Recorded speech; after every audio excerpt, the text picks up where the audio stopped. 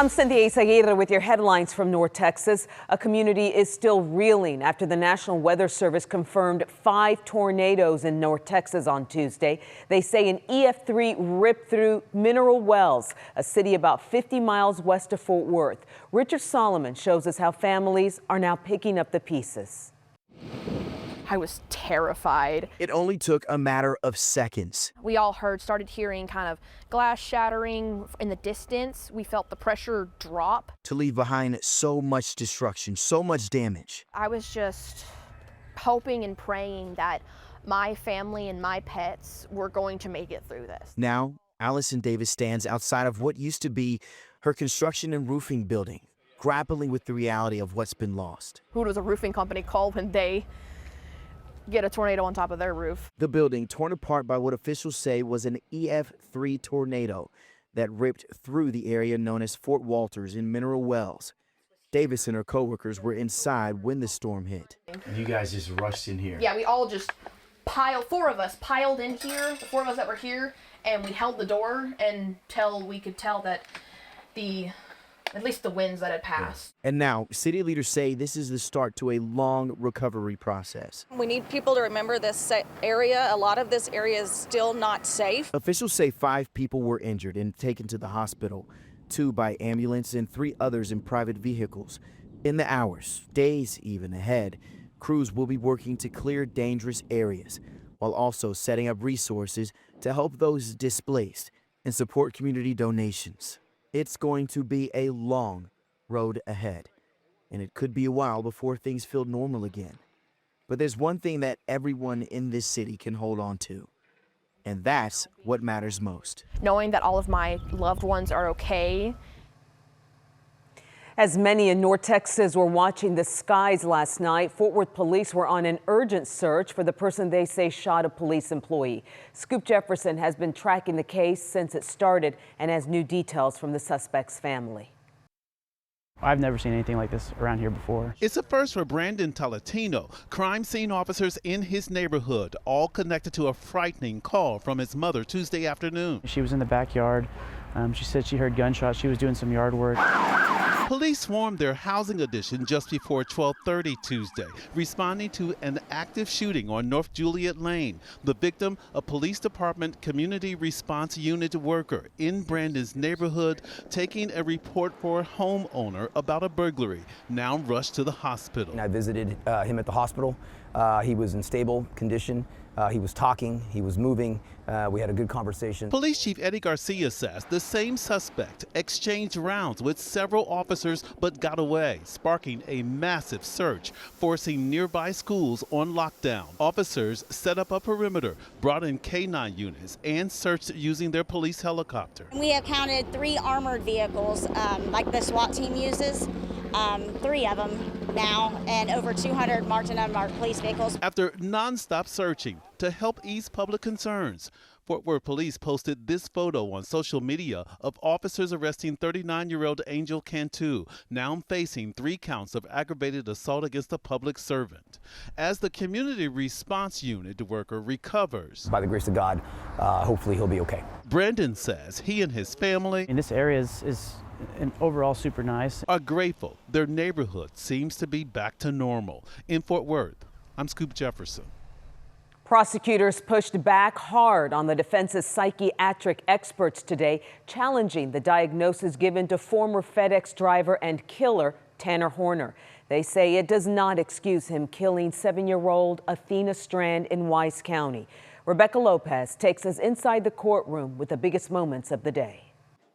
Prosecutors went straight at the heart of the defense's case, challenging a psychiatrist who diagnosed Tanner Horner with a long list of conditions, including PTSD, autism spectrum disorder, and ADHD. They questioned whether those diagnoses were built on truth or on what Horner told Dr. Eileen Ryan. So when you ask somebody a direct question, you don't think it's important that what they're telling you is the truth? It's not a question of importance when you're doing this kind of evaluation. But prosecutors didn't let up, pointing out even other experts say Horner does not have PTSD or some of the other conditions she diagnosed. If they say that he doesn't have PTSD, are you wrong or are they wrong? I believe I'm correct. Horner has given different reasons on why he killed Athena. He told Dr. Ryan that he panicked and killed her because she saw him doing cocaine, despite no evidence of that. So according to you, if there is him, if he doesn't see him, or she see him snorting coke, none of this happens. Prosecutors also dismantled claims Horner struggled to think through his actions because he has autism spectrum disorder, pointing to what they say was calculated behavior after the crime. You'll agree with me that what he did in this case, this was intentional, correct? Yes. The defense also called a friend, his former boss and his cellmate, who all testified Horner had a troubled life. The inmate testified he thought he was a good guy. Some of the jurors snickered during that testimony that didn't sit well. The defense is trying to explain why Horner acts the way he does, but prosecutors say it isn't about diagnosis, but about choices. In Fort Worth, Rebecca Lopez. Despite strong pushback from parents, Fort Worth ISD is moving forward with staff cuts and closing down a school. The community tells Brittany Costello the impact could be felt across the entire district. The Fort Worth ISD Board of Managers voted this morning to close International Newcomer Academy. This is a school in Fort Worth that's designed for immigrant students who are still learning English. It goes hand in hand with a reduction in force the board also approved in a vote this morning. That staffing reduction will impact more than 24 positions connected to dual language and bilingual programs. Some positions connected to special education and speech therapy. More than 100 people, parents, teachers, and staff signed up to urge the board to reconsider this reorganization. It did not work. Zach Leonard is a parent of 3. He is part of a group called Families Organized Resisting Takeover. Those impacts will be less resources for teachers, which means less end result student outcomes. Fort Worth ISD says it's about right-sizing the district, calling this a reduction in administrative overhead. While there's been a reduction in attendance over the years, the district says there has not been the same reduction in staffing. In Fort Worth, I'm Brittany Costello. And those are your headlines from North Texas. Here's a look at today's headlines across Houston. Hello, I'm Len Cannon. A warning for pet owners after a close call in downtown Houston last week. New body camera video shows a dog left inside a car where temperatures climbed past 100 degrees. Oklahoma has more and the message from law enforcement and animal advocates. Body camera footage shows a dog panting and gasping for air inside a red car. Harris County Precinct 1 deputies responding to LaBranch Street in downtown Houston late last week after a bystander noticed the husky in distress. Hey, we got a call over here about an animal that was left inside of a car. The temperature was about 113 degrees. We actually had a heat gun in it. Precinct 1 Constable Alan Rosen tells me the dog was left in the hot car for 2 hours while his owner was in court. And the dog was slobbering everywhere and really in a desperate situation. You left your dog in a vehicle that could have killed the dog. And I think had the quick acting citizen not reacted, the dog probably would have died. Deputies were able to get the husky out using a window that was cracked open. They immediately gave the dog water and brought him to the Houston SPCA. What is on that? We met the husky, who's doing better, but still recovering from heat exhaustion. How quickly can that impact them? Oh, within minutes. It can be minutes where it can turn fatal for an animal. The SPCA says pets should never be left inside a car, especially during the summer. Almost every single year, we've had a couple of these cases where we've discovered deceased animals where we've confirmed they have died from heat distress. And it could have been preventable. And that's what the most frustrating thing is. Officials say there are simple things you can do to remind yourself that your pet is in your car, including putting a note on your mirror, having an alarm on your phone, and even keeping your phone in the back seat. And for those who leave their pets in hot cars, the consequences can be severe. This is a perfect time to remind people that summer is upon us and you have to think and you have to be responsible. What are charges that someone can face for doing that? It really depends on the injuries of the dog. It could be a misdemeanor all the way up to a felony. In Houston, Orko Manna, KHOU 11 News. More reaction tonight to the demolition of the old Northwest Mall, once floated as a possible site for a Houston to Dallas bullet train terminal. Some say any talk of the high-speed rail moving forward is more hype than reality. Here's Jason Miles. After nearly 60 years of existence and long after the last businesses left, the old Northwest Mall's days are finally numbered. And I know it's old and decayed and all of that, but it was the place to be. Stephen Fry grew up in nearby Timber Grove and recently shared some of his memories on social media, including shopping at what was a Foley's department store on this end of the mall. My grandmother worked at Wicks and Sticks. My cousins worked at Chick-fil-A. I lived at the gold mine, which was the arcade. Like others, Fry is sentimental about the mall's slow death, but somewhat optimistic that a high-speed rail project with a proposed terminal right here may be back on track. In a statement, Texas High-Speed Rail Holdings said in part, quote, removal of the Legacy Mall and adjacent structures on the 45-acre parcel is another step forward. Once approved, the project will create jobs and help drive important economic growth for Texas. Demolition here is expected to take about a year, but critics believe this bullet train will never leave the station. This high-speed rail project from day one never really made any sense. Waller County Judge Trey Duhon is also president of Texans Against High-Speed Rail. He's not opposed to a bullet train to Dallas in theory, but has worked to protect property owners in this project's proposed path. But every time you have somebody putting this kind of garbage out there, that affects their property values. That affects what they can do with their property. Duhon says the tens of billions needed to pull the project off have failed to materialize through private or public partnerships, not to mention Amtrak pulling its support just last year. It's time for this to be done. So the future of a site generations of families enjoyed as a mall, My hope all along was that they would turn it into the Gen X retirement home.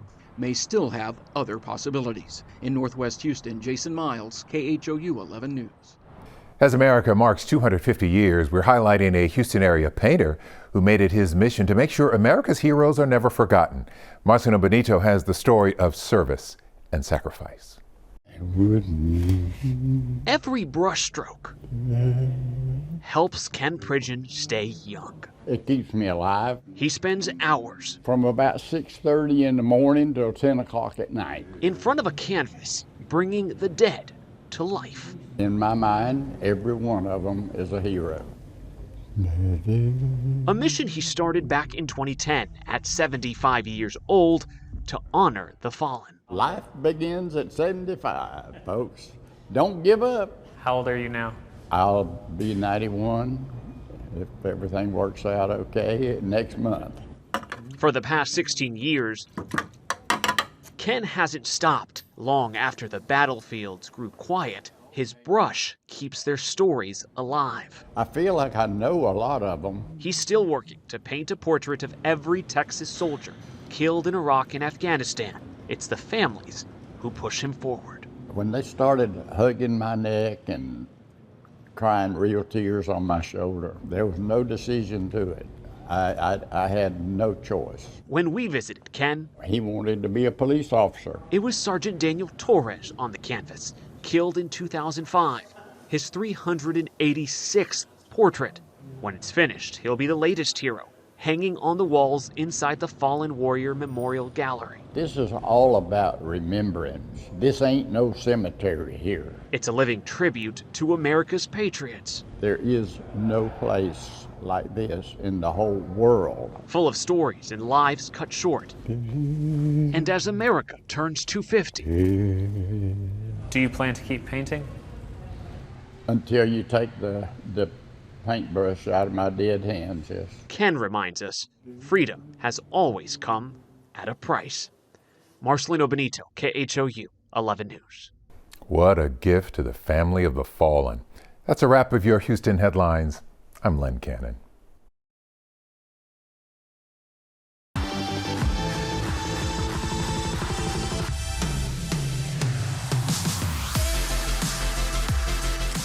Well, Texas weather is going to stay quite active, and as we go through Thursday, although the severe threat is not large, it is definitely there in West Texas, and it looks like it's a level 1. General thunderstorms, maybe an isolated severe storm, Sonora to San Antonio to Austin, Big Bend of Texas. But These storms look like they'll develop late in the afternoon and evening on Thursday. After that, heavy rain will come in on Friday, and we'll look at rain totals here in just a second. This is Thursday early afternoon as far as rain across the state. Most of it, Arklatex, Dallas, you guys getting some heavier showers here. Maybe a scattered shower Houston back to San Antonio, and a couple showers firing by 2:30 out toward Del Rio, where we're expecting stronger storms later in the evening, taking us into 9 o'clock Thursday night. These could be isolated severe storms out here toward the Del Rio area. A couple of thunder showers near Houston as well Thursday night. Frontal boundary stationed here. I point out the front because eventually this is the front that's going to push all the way through and cool off the state. Watch low pressure out to the west on the tail end of the front. Move into West Texas Friday morning. This is going to lift the atmosphere ahead of it, and so it is wet across a big chunk of the state of Texas, from Lubbock to San Antonio to Houston. Friday mid-morning, wet and thunderstorms, San Antonio to Houston. Rain, Waco to San Angelo up to Amarillo. That's a chilly rain up in Amarillo Friday morning. Friday late afternoon, rain and thunder across central Texas into southeast Texas, and then light rain continues in the cold sector up there north of the front. Friday night, storms in Houston, and then it pushes through, and that'll cool things off and bring the rain to an end on Saturday morning. Forecast rain totals. This is the heavy rain Thursday night through Friday. Could be a big swath of 2, 3, 4, 5 inches along the I-10 corridor, San Antonio to Houston to Lake Charles in particular. And this also will cool off temperatures. Here's Thursday afternoon, 50s and 60s north of I-20, 70s and 80s south and east. Then we go on to Friday morning, 40s and 50s Lubbock, Amarillo, still in the 60s to low 70 Victoria to Houston. But the general trend is a cool Friday night and then a cool Saturday in particular. This is Friday night to Saturday morning. Morning lows, remember this is the first week of May, first weekend of May. 40, San Angelo, Abilene, 50s, Austin, Houston, San Antonio, El Paso, 48. Saturday afternoon, comfortably cool. And then Sunday morning, lows in the 50s and 40s statewide. Zapata and Harlingen will be in the low to mid 60s. That's the warm spot. Then we'll go into Sunday afternoon and it stays quite cool. That's where we stand, Texas. Back to you.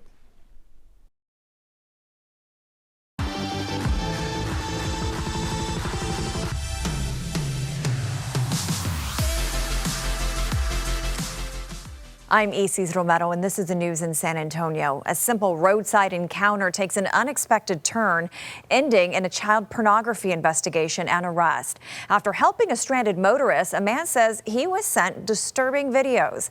Mike Jimenez picks up the story from there. This is 30-year-old Gerardo Fabian Hernandez, who the sheriff says is facing a charge of possession and promotion of child pornography. We're told this all started on April 22nd when another man received videos containing child pornography from an unknown number. That man then recognized the number as Hernandez's, a stranded motorist who had run out of gas that he had helped earlier in the day. When that man saw the messages, he immediately notified authorities, who began their investigation. They were able to identify Gerardo Fabian Hernandez as the owner of that cell phone number, the subscriber of that cell phone information, and we're able to even identify whom we believe to be victims in this case. We believe there are 3 victims that were depicted in that child pornography, 2 of which are still minor children. One of which that we believe might be a young adult. Sheriff Salazar says the victims were not related to Hernandez, and he would seek out living situations where he had access to children. And they believe there could be other victims because Salazar says Hernandez has previously worked as a maintenance worker at an apartment complex. Mike Jimenez, KINS 5. There are new developments in the blast zone where 5 people were injured when 2 homes blew up last week. One lawsuit has now been filed. Hazmat teams have shown up again, and CPS Energy is continuing its outreach efforts. All of this as the investigation into what caused those 2 explosions continues. Sue Kalberg has the latest. A lawsuit has now been filed with the clerk's office on behalf of the people who were injured when that house exploded. But today, when we contacted the lawyer's office listed here, we were told they're no longer representing this family. They gave no reason, but when we did some research online, we saw the case was mistakenly listed as a motor vehicle accident, and the listed address of the home was 2 digits off.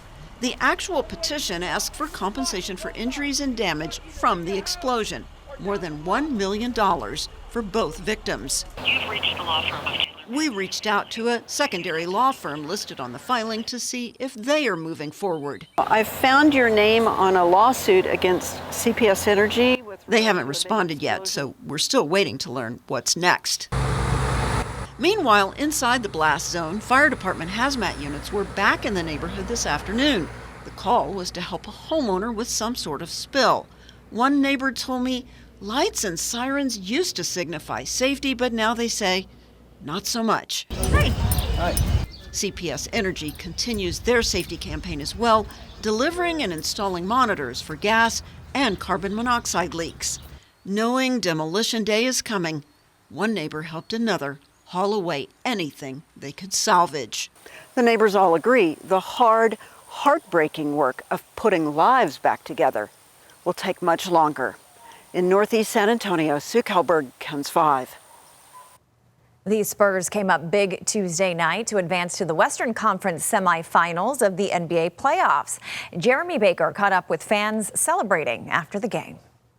The first series of the playoffs is in the books, and just like the Spurs who brought the excitement to fans around the world, fans in the Alamo City brought the excitement to the streets. It's a long time coming. Go Spurs, go, let's go! For years, Spurs fans have been waiting for the team to reorganize, prepping their horns to honk them up and down Commerce Street. First series victory in like 10 years. Everybody's stoked out here, getting down, honking our horn. Let's do it. Excitement is in the air right now. Very pride for this city right now. It took us 10 long years, but we finally got here, baby. We're gonna get this. 2026 is our year, baby. I honestly love the crowd. On the north side of town, fans didn't hit the streets until after the game, but did hit the lawn at the Rocket La Cantera. Win or lose, one thing's for sure. Spurs fans always bring the energy. Including our very own Simone Simpson, partying it up with fans watching the big game on the big 40-foot big screen. We're killing them right now. I just hope we can keep this lead up and keep it going. Where for about half of a quarter, some admitted they got a little nervous. I did have a little panic going into the second half. I saw us struggling, but I knew we were going to pull through. But after pulling through, Simone had a very important question to ask. Are y'all going to be honking tonight? Yes, we are. Honking has been a huge tradition for the San Antonio Spurs ever since the last playoffs. The win brought plenty of excitement, but some fans ended their night frustrated. BCSO is investigating a string of car vandalism incidents in one of the Frost Bank Arena's parking lots. Simone Simpson has the latest. What should have been a night of basketball and celebration turned into a headache for some fans. Multiple cars parked near the arena were found with broken windows. It's just crazy. I mean, it's so scary. It's just, there's so much going on while you're at the game. While fans were coming off a high from the Spurs win Tuesday night, this is what Samantha Hernandez and her husband walked into. She said her heart fell into her stomach. The only reason why I found out was because my husband opened the trunk because he went to go put some stuff in the, stuff that we purchased in the trunk, and he noticed that our back window was broken. Samantha says not only their car, but 4 other cars were vandalized too. There was some forced entry on the passenger window.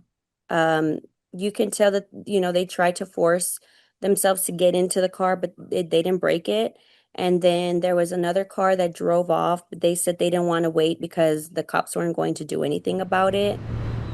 Samantha says a representative with the Frost Bank Center did meet with her, but she hasn't heard back from them since the incident. We heard from Spurs Sports and Entertainment, who sent us a statement. We are aware of the incident that occurred last night and are working closely with the Bexar County Sheriff's Office as they continue their investigation. Deputies were already on site and responded quickly. The safety of our guests is always a priority, and we appreciate our ongoing partnership with local law enforcement to help provide a safe environment for everyone attending our events. Reporting from the East Side, I'm Simone Simpson, KENS 5. And that's the news in San Antonio. I'm Bailey Bates. Here are your headlines from Central Texas. A former med spa owner has turned herself into the Freestone County Jail in connection to the death of 47-year-old Jennifer Cleveland of Fairfield. Amber Johnson is facing 14 charges, including murder, manslaughter, and criminally negligent homicide. Johnson turned herself into the Freestone County Jail Tuesday and has since posted bond. Earlier this month, a grand jury indicted Johnson in connection to the 2023 death of Jennifer Cleveland at Lux Med Spa in Wortham. Our Adriana Alexander heard reaction from the organization that advocated for new legislation after Cleveland's death. An arrest has now been made in a case that's been under investigation for nearly 3 years. Her death was an absolute tragedy that should have never happened. Amber Johnson, the former owner of Lux Med Spa in Wortham, turned herself into the Freestone County Jail Tuesday. She is now facing 14 charges, including murder and criminally negligent homicide. The nonprofit organization TX400 says this case stems from the death of 47-year-old Jennifer Cleveland, who died after getting an IV infusion at Johnson Spa in 2023. We're seeing this tremendous shift towards non-medical trained people providing these services, at medical spas. People assume that because they're done in a medical spa that they are, without risk and that they're safe.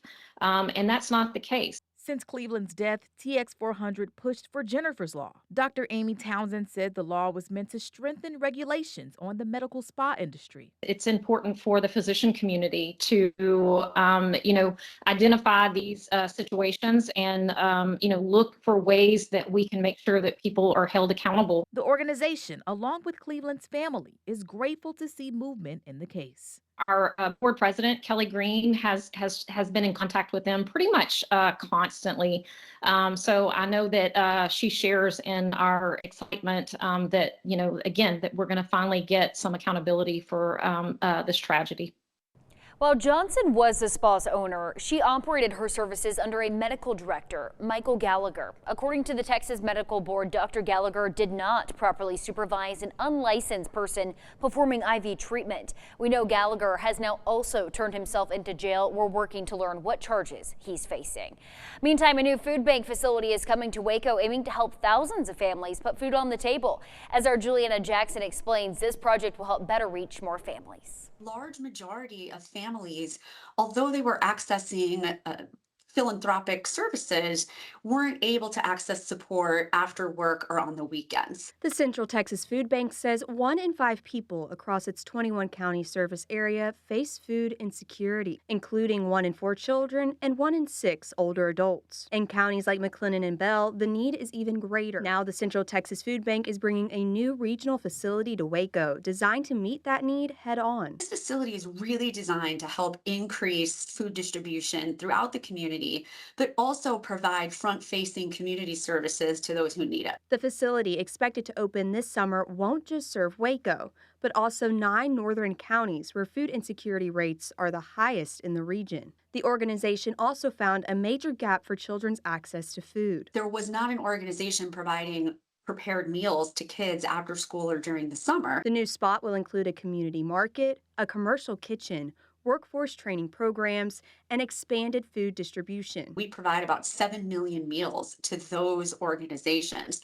And our plans to support those community partners really is just to help expand and do more faster. The Regional Food Bank says the facility will bring new jobs and volunteer opportunities to serve the community. As the facility prepares to open in the next few months, leaders say they're focused on a shared goal. We're excited to work alongside our community partners and help increase food access for families in need of assistance.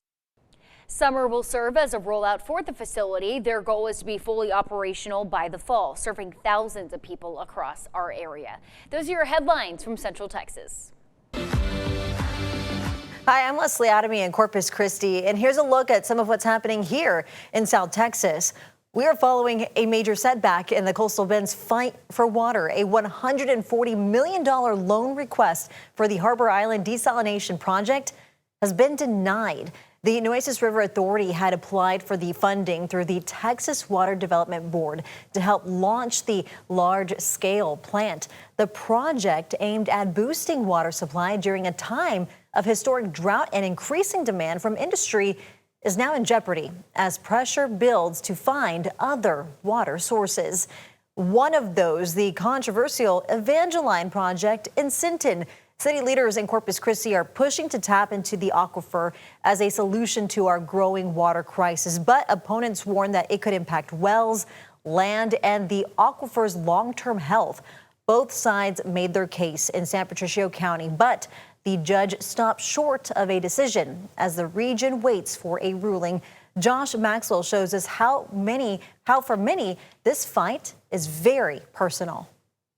Residents packed the San Patricio County Annex building in Sinton to hear whether the city of Corpus Christi will be allowed to move forward with the Evangeline Water Well project, which is located near Sinton. San Patricio rancher Charles Ring says if that happens, it would decimate his livelihood. It is a 20% piece of my operation. That's how much I can irrigate, so it does affect me. Ring says that he's not the only one this project could impact. Biggest issue is parameters and keeping it in control. You know, right of capture allows them to drill and pump water. It's a matter of how much it affects their neighbors. A hydrogeologist spoke at the hearing about the potential impacts to the aquifer, including decreased water levels and increased salinity. However, once cross-examined, legal counsel representing Corpus Christi found his input to be speculation. There was no ability to show imminent or actual harm. This project is very critical to make sure industry and communities continue to thrive here. Corpus Christi City Manager Peter Zanoni says the forward progress of the Evangeline project is the only thing standing between the city and a major supply gap. Supply may not meet demand. If nothing else changes in our model, then we would go into a level 1 water emergency in September. Our Josh Maxwell reporting. Now, reaching that level 1 water emergency stage would trigger a 25% curtailment. Ahead of that, many residents are trying to make the most of every drop of rain. But the city's push to sell rain barrels is raising some questions. Orion Hopper explains. It seems that gas stations aren't the only places where everyday South Texans are struggling with the price of a barrel. A rain barrel, that is. Well, here it is. It's $50.88 for a plastic barrel. I tell you the truth, I think it's a little high, but it's a good idea to catch what little rain we get. But it's not just the barrel's price that has some people concerned, it's their availability. As you can see behind me, there are only 11 left, but the city says there will soon be more.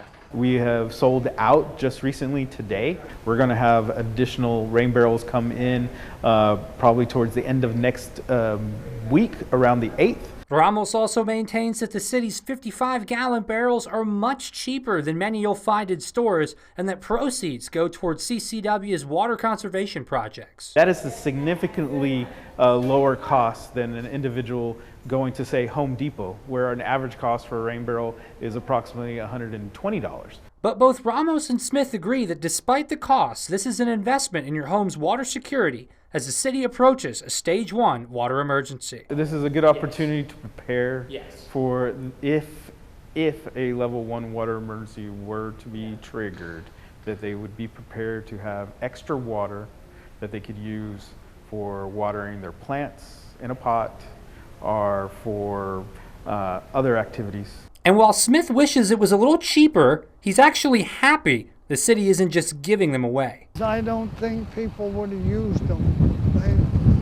When you get something, you got to pay for what you get, I think. Ryan Hopper, Open this up. That's it. 3 News. And that's a quick look at some of what's happening here in South Texas.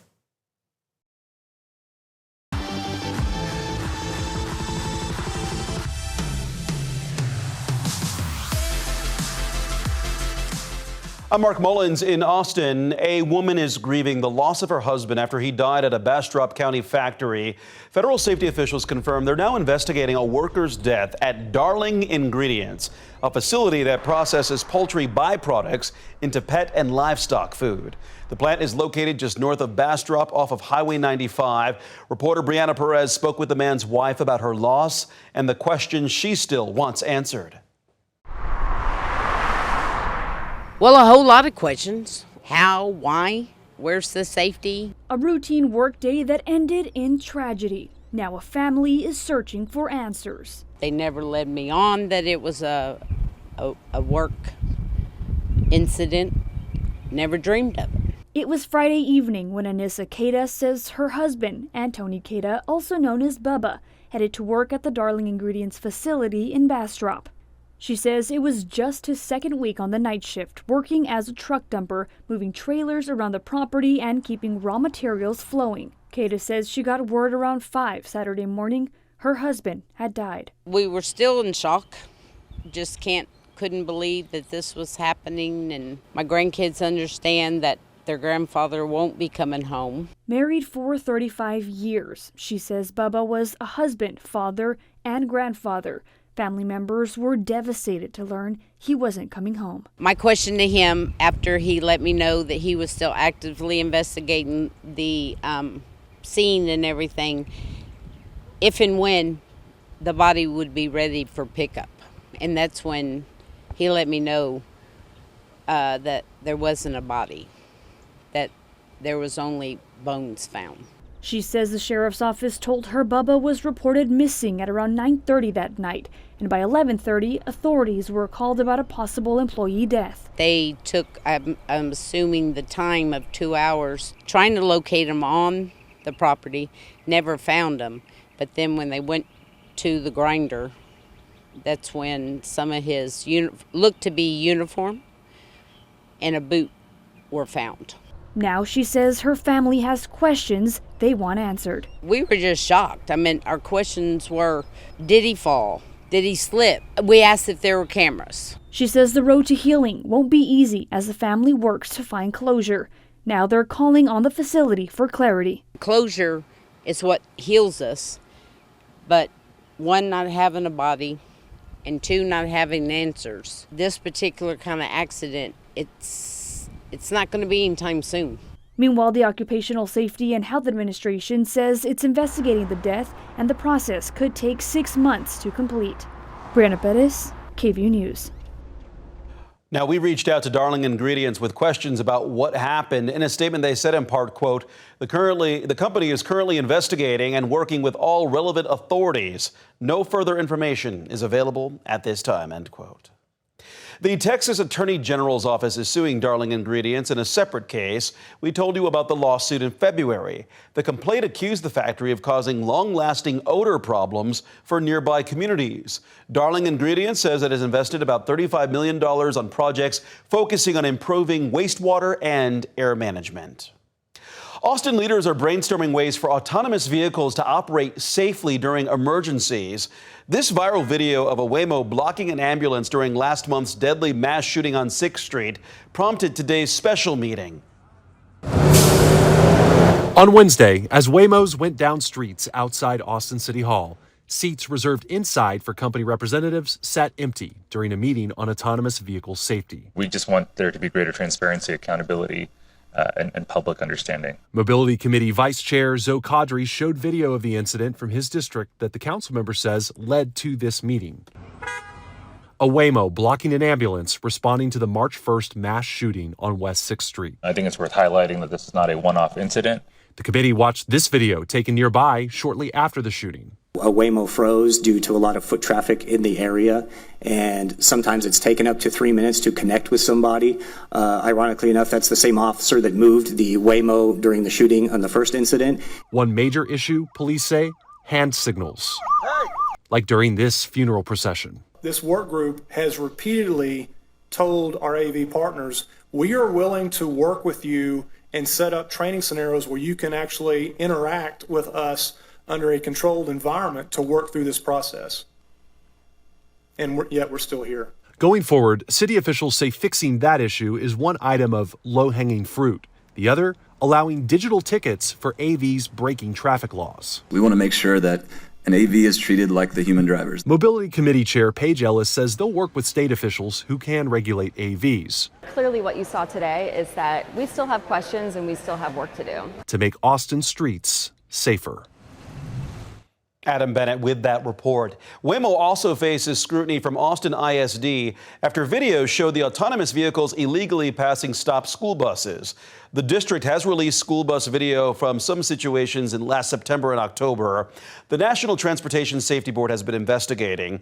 In one situation in January, the NTSB found the Waymo did stop for one of these buses, but then saw other human drivers passing it. So it contacted remote assistance to ask if it was a school bus with active signals. That person said no, so it proceeded. A local environmental advocacy group is suing a local toll road authority over a major transit project plan for South Austin. The Save Our Springs Alliance claimed it's being denied public records tied to the Mopac South project. That project would add toll lanes to about 8 miles of the highway. Advocates took their concerns directly to CTRMA on Wednesday. Reporter Jessica Cha has the story. At Wednesday's Central Texas Regional Mobility Authority Board meeting, good morning, everybody. The public had comments to make about the Mopac South project. It would add toll lanes to more than 8 miles of the road, from Cesar Chavez down to Slaughter Lane. And while some say it's necessary to deal with traffic, and that we fully support the expansion of Mopac, the improvements to the express lane system, others came with concerns. Environmental impacts can last forever. And it almost seems like bald-faced lies to say that this plan doesn't put the aquifer at risk. Recognize the significant impacts that this will have on Austin, on Travis County, on our environment. It's opinions like these that the Mobility Authority is now being sued over. As you know, we filed suit yesterday under the Texas Public Information Act. Bill Bunch is executive director of Save Our Springs, an environmental advocacy group that's been starkly against the Mopac South project. He says the toll expansion would affect Zilker Park, Lady Bird Lake, Austin High School, and the Greenbelt. Is a major pollution threat to the water, noise, air, and light pollution. All of those will be severe. In March, the CTRMA released a draft environmental assessment to show how construction would impact public spaces, and they've been collecting public comments online. Bunch says they filed a public information request to see what people have said so far. They refused to give it to us. They're trying to argue to the Texas Attorney General's office that public comments filed by the public and the official public comment process are not public information. In response to the Save Our Springs lawsuit, a CTRMA spokesperson told KVUE that the agency doesn't comment on pending litigation. But in response to previous concerns about not releasing project feedback so far, the agency said it will review and respond to feedback once the public comment period ends on May 3rd. And other than reducing profanity and personal information, all comments are published as submitted. Still, Bunch says the public deserves to know what's being said. They're going to extreme lengths to make sure that none of us get to even hear and think about what our neighbors have to say about it. And he hopes to get this case before a judge soon. In Austin, Jessica Cha, KVUE News. And that is all from us here in Austin. We hope you have a great day. Hi, I'm Brennan Gurley, and here's what's making headlines across East Texas. Staying weather aware and prepared is crucial as East Texas hits the peak of severe weather season. The American Red Cross is urging residents to learn how to respond to emergencies and step up as volunteers. The Red Cross emphasizes the importance of having a disaster kit with food, water, and supplies, along with a Go kit in your car. The Red Cross also offers disasters action team training to prepare volunteers to respond to emergencies. Participants learn how to provide shelter, care, and immediate support to families affected by home fires, tornadoes, and other disasters. They say no prior experience is required, just compassion and a willingness to help.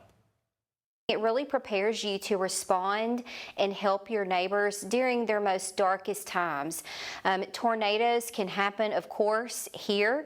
As we know, our neighbors to the west are experiencing some serious disaster right now in Mineral Wells just last night, and that could be us here in East Texas. Karen Holt, the executive director, says there are 90% volunteer-based, and getting involved is a way to make a real difference. She also says that preparedness means knowing your neighbors, understanding risks, and being ready to help when disaster strikes. After 18 months of challenges and setbacks, Leverage Chapel ISD is celebrating a major milestone as The district officially swears in its very first dedicated school resource officer. In this tight-knit rural community, the school is the hub of daily life, but until recent, Leverage Chapel ISD operated in a security gap.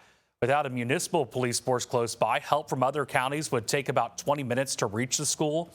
The district started pursuing an independent department in November of 2024, with the state originally denying that application in 2025, requiring leaders to plead their case and vouch for the unique safety needs of rural schools. We wanted to go beyond just compliance. We wanted to do what was best for our school and our kids and our community. And again, we felt like the police department with Chief Guthrie was the right avenue for us. Most districts have a police department or an SRO officer, school resource officer. We don't have that option because Leverage Chapel does not lie within the municipality. Therefore, our only option for having school-based law enforcement was to establish our own police department. I cherish this district and the children that go to school here, and I will protect them. The success here is already making big waves. Superintendent Matt Everett, who you just heard from, says that other rural school districts are now calling, asking for help navigating the state's rigid requirements. But for now, the focus remains on the hallways, ensuring that every student and teacher goes home safe at the end of the day. A proposed groundwater plan in East Texas that officials say could have significantly reduced water availability across multiple counties is now on hold for the moment. The regional planning group, known as GMA 11, is considering a new model that would significantly reduce Anderson County's groundwater use by 70% through 2080. Neighboring counties like Smith and Henderson County could see even steeper cuts. Most of the region will move forward with a stricter water plan, but for the Natchez and Trinity Valley's groundwater conservation districts, Anderson, Cherokee, and Henderson counties are exempt for now, meaning no immediate changes locally. State lawmakers, including Robert Nichols, along with Representatives Trent Ashby and Cody Harris, urged the board to reject the plan over its potential impact on water availability in parts of East Texas. That our groundwater is crucial to our survival and to the people of all of our counties.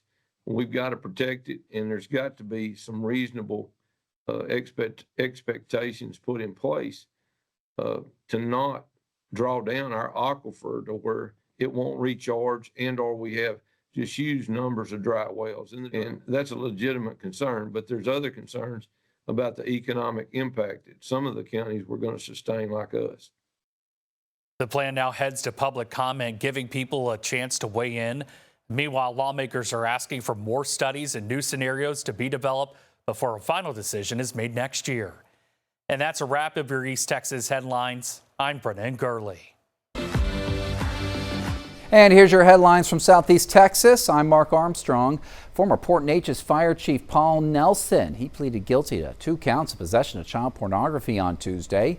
He got 8 years on each count. Those charges, they stem from 2021 after the National Center for Missing and Exploited Children received a tip. Those sentences are going to run concurrently. And on Tuesday, testimony began in Horacio Trevino's trial. That's the former Nederland softball volunteer, and he's charged with indecency with a child. Now, according to a probable cause affidavit, in 2022, he let his teen daughter and her 2 friends drink alcohol. Then he allegedly violated one of the friends who was 14. If convicted, he's going to face 2 to 20 years in prison. BPD, they're now training officers with monthly active shooter drills through the ALERT program. This includes tactical and hands-on scenarios with all officers required to take part. They're going to train alongside other agencies to ensure a coordinated response. And we're taking a closer look at a lawsuit that has been filed after the death of a Southeast Texas deputy constable. According to that suit, the husband of Reserve Deputy Heather Avery Stutes says that a Mack truck driver was speeding and not paying attention when he hit her patrol car on I-10 near Winnie. The 48-year-old was killed while working traffic control, and the lawsuit alleges a highway contractor failed to properly secure the construction zone. That includes not having a crash truck in place. Her family now seeking accountability, calling this crash preventable. The loss, it's being felt across Southeast Texas, especially among those who work closely with Avery. Her colleagues at Jefferson County Precinct 1 say that she had quickly made an impact after joining the office last August. Tuesday, that was the last day of early voting for Saturday's municipal elections. Port Arthur residents, they're going to be deciding who's going to represent them on the city council. We got 4 seats up for grabs. It includes districts 1 through 4. 3 candidates are competing for that District 4 seat. 12 News reporter Daniela Tapwada-Palau, she breaks down where they stand. Incumbent Harold Doucette Sr. is not seeking re-election this year. 3 candidates are now looking to fill the District 4 seat: Chuck Vincent, Kayla Jacobs, and Lloyd Johnson. I would like to take it to where it was when we were actually growing up. It can definitely be better than what it is. 3 candidates, 1 seat on City Council, hoping to represent District 4. All want the city to be better, but in different ways. People that have actually encouraged me to run wanted me to actually look at certain things, like the housing affordability, the infrastructure, the streets, our water and city waste management. Lloyd Johnson says she brings decades of experience in politics, including 23 years on the school board and 12 in city government under the Port Arthur Development Services Department. Her focus, infrastructure and housing affordability. After the Valero explosion and with the construction of a new energy plant, she says the city needs stronger communication with the energy industry. I really want to look at the cohesiveness of the council and our city stakeholders. Having a better relationship with the refineries, having them actually be involved with the city and its residents. That's something that most of the residents do not see. Kayla Jacobs, current Port Arthur ISD Assistant Superintendent of Operations, is also running. She says her top priority is improving communication with residents. The interest that the citizens of District 4 have in knowing what's going on in District 4 is not quite met by the leadership of District 4. So I think if we had leadership that matched the engagement, then we could definitely move some things forward. She says she's also focused on economic growth in a district which includes major commercial areas. We can't attract businesses if we're not taking care of what we currently have. And we can't attract businesses if we don't make ourselves attractive. Chuck Vincent is also running, but declined an interview with 12 News. According to Facebook, his campaign is focused on working with residents and city officials to get things done and fix infrastructure. In posts, he points to his past involvement during Hurricane Harvey as he emphasizes his dedication to residents. Election day is Saturday, May 2nd. In studio, Danielle Tapwada-Palau, 12 News. And those were the headlines here from Southeast Texas.